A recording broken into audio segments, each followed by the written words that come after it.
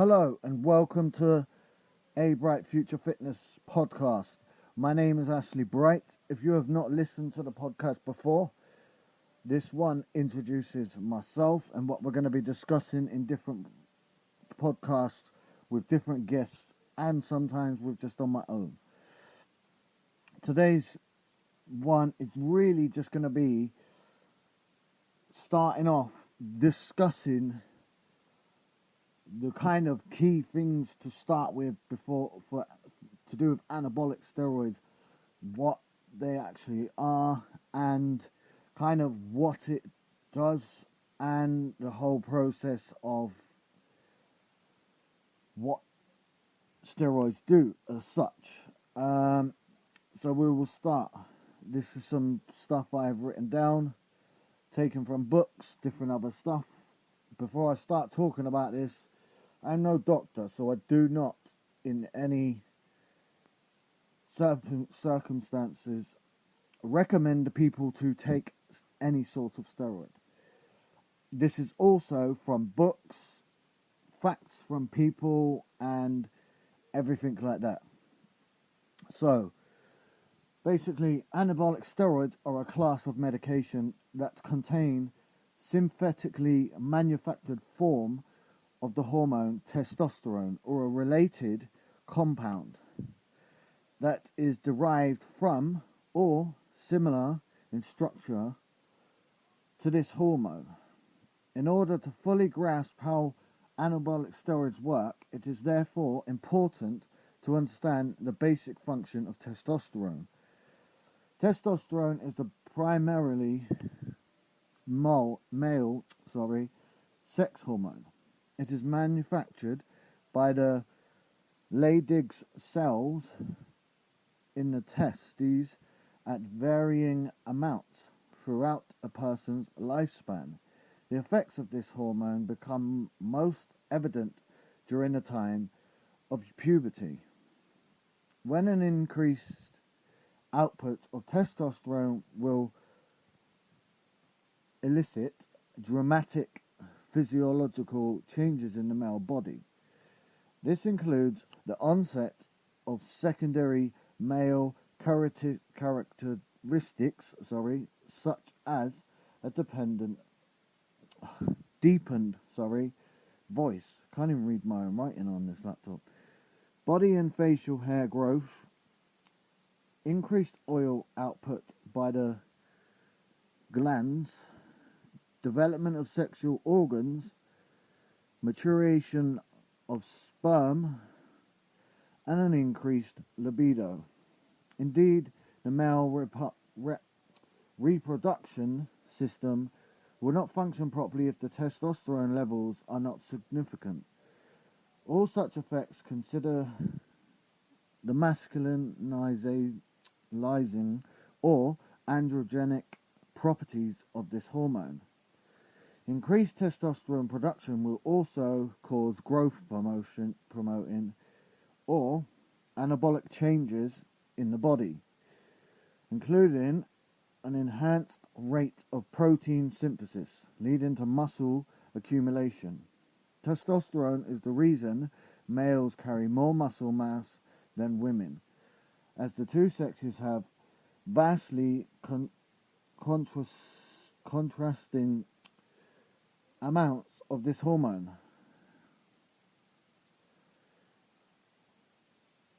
More specifically, the male body will manufacture between 2.5 and 11 milligram per day, while females only produce about 1 to 4 milligram.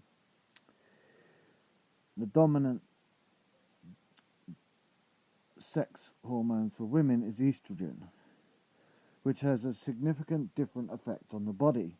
Among other things, a lower androgen and higher estrogen level will cause women to store more body fat, accumulate less muscle tissue, have a shorter stature, and become more apt to bone weakening with age, osteoporosis. The actual mechanism in which testosterone elicits these changes is somewhat complex. When free in the blood system, the testosterone molecule is available to interact with various cells in the body. This includes skeletal muscle cells, as well as skin, scalp, kidney, bone, central nervous system, and prostate tissue. Testosterone binds with cellular target in order to exert its activity and will, therefore, affect only those body cells that possess the proper hormone receptor site, specifically the androgen receptor. This process can be likened to a lock and key system, with each receptor only being activated by a particular type of hormone. So basically, the receptor is the lock and only being activated by the type of hormone which will be the key.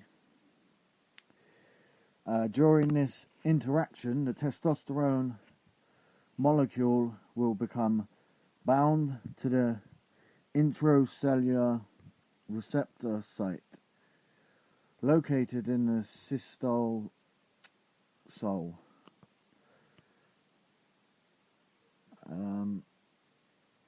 forming a new receptor complex. This complex, hormone plus receptor site, will then migrate to the cell's nucleus, where it will attach to a specific section of cell's DNA, referred to as the hormone response element. This will activate the transcription of specific genes, which in the case of a skeletal muscle cell will ultimately cause, among other things, an increase in the synthesis of the two primary contractile proteins, actin and myosin, muscle growth. Carbohydrate storage in muscle tissue may be increased due to androgen action as well. Once this messaging process is complete, the complex will be released, and the receptor and hormone will dissociate. Both are then free to migrate back into the cystosol for further activity.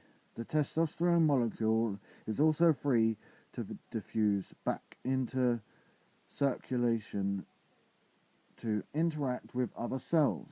The entire receptor cycle, including hormone binding, receptor hormone complex migration, gene transcription, and subsequent return to a cystosol, is a slow process taking hours, not minutes, to complete.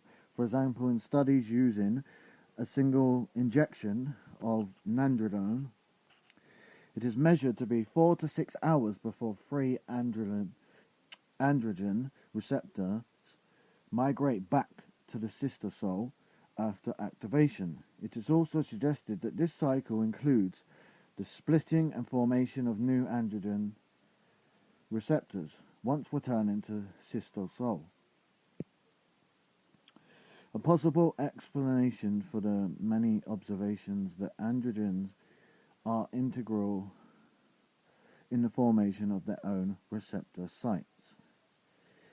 In the kidneys, the same process works to allow androgens to augment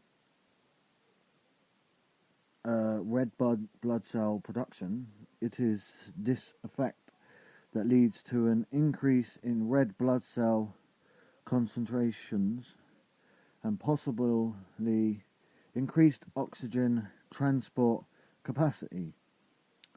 During anabolic and androgenic steroid therapy, many athletes mistakenly assume that methylone, and boldenone are unique in this ability due to specific uses of or mentions of this effect in drug literature. In fact, stimulation of the, I can't even say this word properly, occurs with nearly all anabolic and androgenic steroids, as this effect is simply tied with activation of the androgen receptors in kidney cells. The only real exceptions might be compounds such as dihydrotestosterone and some of its derivatives, which are rapidly broken down upon interaction with the alpha hydroxysteroid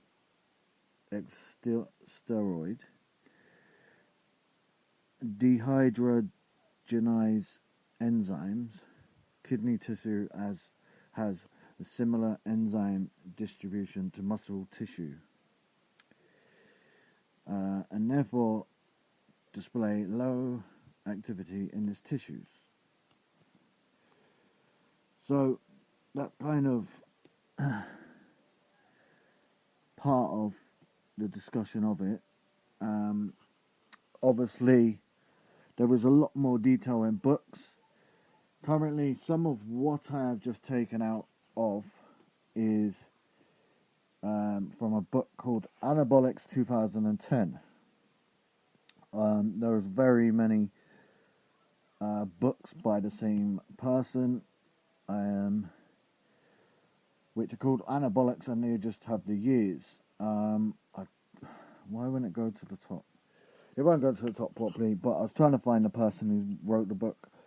But the books are really good. I'm just trying to find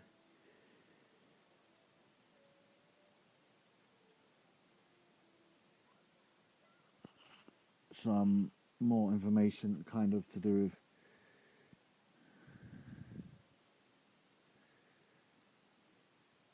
steroid, to do with testosterone. Right, testosterone and IGF-1. It has also been suggested that there is an indirect mechanism of testosterone action on muscle mass mediated by insulin-like growth factor. To be more specific, studies note a clear link between androgens and tissue release.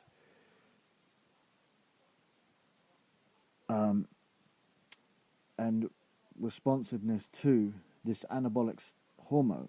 For example, it has been demonstrated that it increases in IGF-1 receptor concentrations in skeletal muscle are noted when elderly men are given replacement doses of testosterone.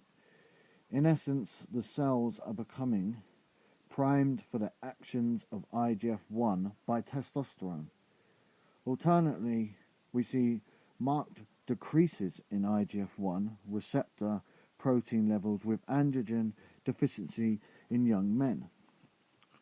It also appears that androgens are necessary for the local production and function of IGF-1 in skeletal muscle cells, independent of circulation growth hormone, and IGF-1 levels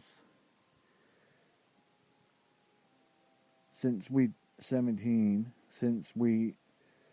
do know for certain IGF-1 is at least a minor anabolic hormone in muscle tissue. It seems reasonable to conclude that this factor, at least at some level, is involved in the muscle growth noted with steroid therapy.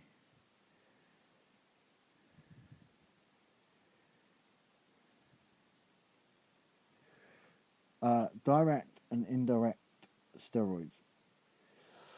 In looking over the proposed indirect effects of testosterone and pondering the effectiveness of the synthetic anabolic and androgenic steroids, we must resist the temptation to believe we can categorize steroids as those which directly and those which indirectly promote muscle growth.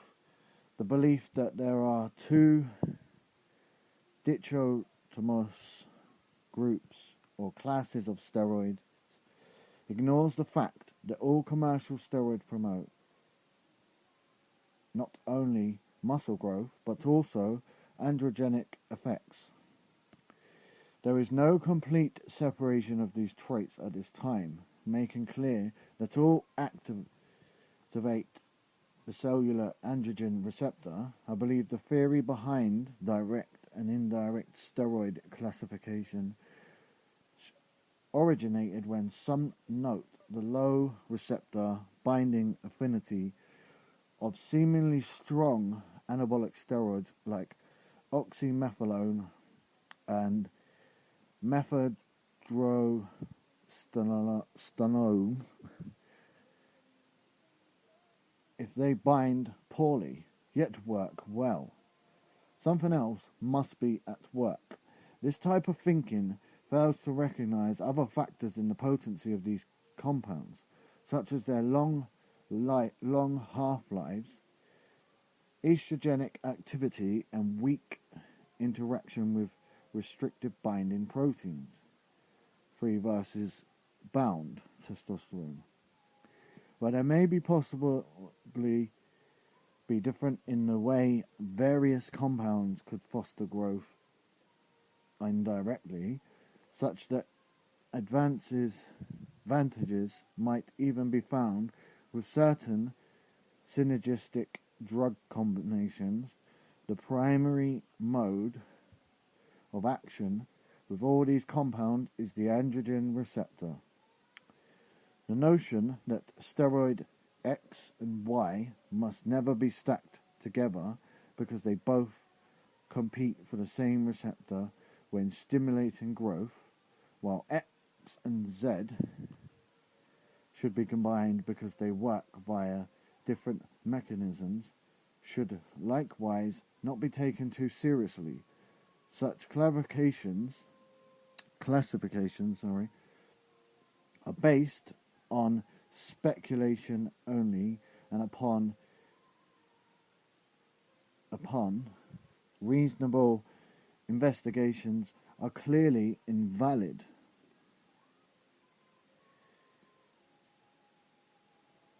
So that's kind of a little bit of a talk on it, and I'm going to end kind of there with that part of discussion on that. But what I am going to say is that I would never advise anyone to touch testosterone steroids in any way, and also that if you are young and think you want to be on steroids, you are very foolish, because your testosterone levels are at a high level if you are quite young. So you are messing with your testosterone and your levels, everything. Literally, you're messing with your health. And the last kind of point on this little subject is just that the way I kind of look at it is that far too many people are jumping onto stuff too early, and for the wrong reasons. And in my opinion, people probably have another fucking 4 or 5 years of training, diet and everything before they should have jumped onto steroids or anything else, or even thought about it. And the last kind of thing is that I would never advise anyone to do it, but if someone was going to do it, because people aren't going to listen to what other people say, is research, health, not your general gym goer, proper research by books like this, which is Anabolics. They have different ones, and many other books and look at research, science-based stuff, and just really look into the health the aspect of it, and just really think about it, and just, if you are really thinking of it for taking it, you need to be taking health supplements, blood tests, and really, really fucking understand your body, how you feel, how your mind is, everything, before you even touch it. So that I wouldn't take advice of someone who is at the gym who wants to sell you some fucking steroids or whatever, because they're probably rubbish. And second of all, they will get you to take anything and everything to sell you money and will mess you up. So that's my kind of talk on this today. I know I know I'm not the best scientific speaker, but I just thought I'd kind of go through the aspect of what the whole process from testosterone, so that we can just discuss other different compounds, everything. So that's kind of my end point on this. If you enjoyed this, please send it to other people. I'm going to be recording tomorrow with Wes about mental health. I've got Ben Hunter coming on to do with his music, his determination, everything with that. And I've also, after Wes has done a mental health one, we will be discussing diet, training and different other stuff. And if he wants to talk about any sort of cycle or any kind of what his kind of advice and everything would be, then that might come up. But it depends. And he might even want to talk about coaching, everything, because he does coaching. He's done competitions to quite a high level. He won loads of competitions as a junior. So he has a lot of information and a lot of knowledge, what people I think will take a lot from, including myself. That's what I mean. Many people might not listen to this, but I'm going to take as much information from talking to Wes as much as I can. I will keep the recording, I will play through, and I will take notes and everything from it. So, hope everyone has a good day, and as always, just keep grinding.